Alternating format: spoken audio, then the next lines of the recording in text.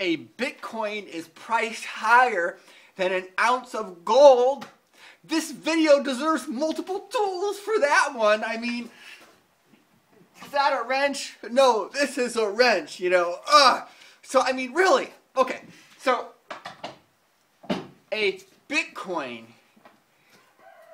is priced higher than an ounce of gold.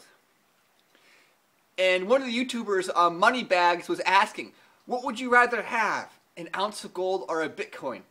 And of course, he has a precious metals focus, I think, so his listeners would of course say gold.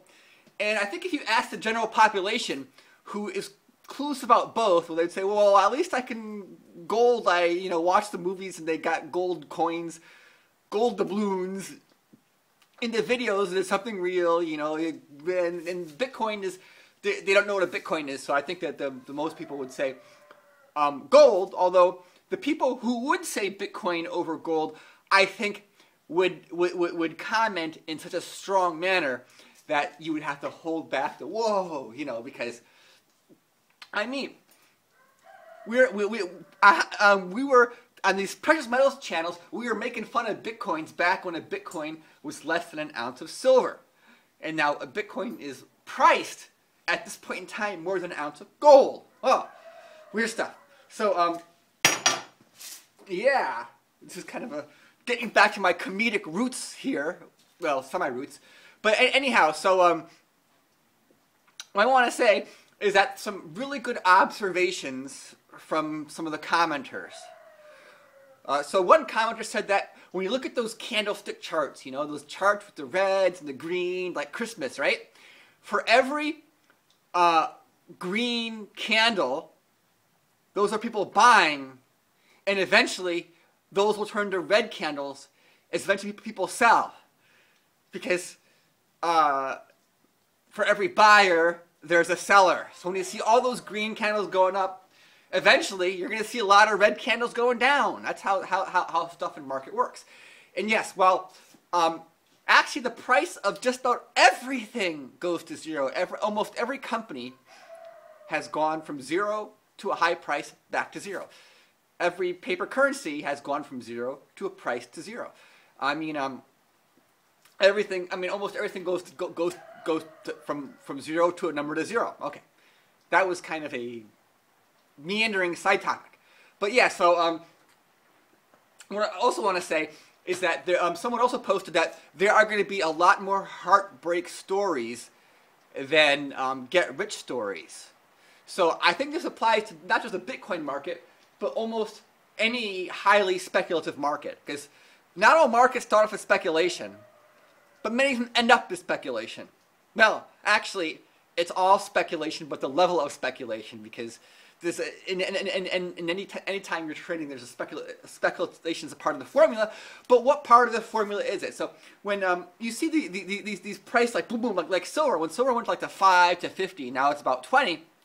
I would say that the vast majority of people who saw silver be worth 50 were not cashing in at 50. Just the way that markets work with buyers and sellers.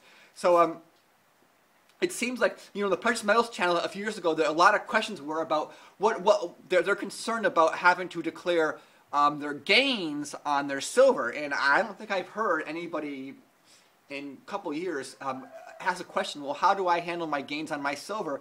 Well, because when you see the price action like this, the vast majority of people who still hold are still underwater based upon those little volume things, right? The volume, the price and the volume. There's two components, the price and the volume. So yeah, and these Bitcoins, right? I mean, when I look at a lot of these comments on these Bitcoin things, it sounds so much like the silver comments in 2011. It is so similar. So I just want to warn people that, I mean, the markets, are so similar. Markets, the way they behave and act are so similar. It doesn't matter what's being traded.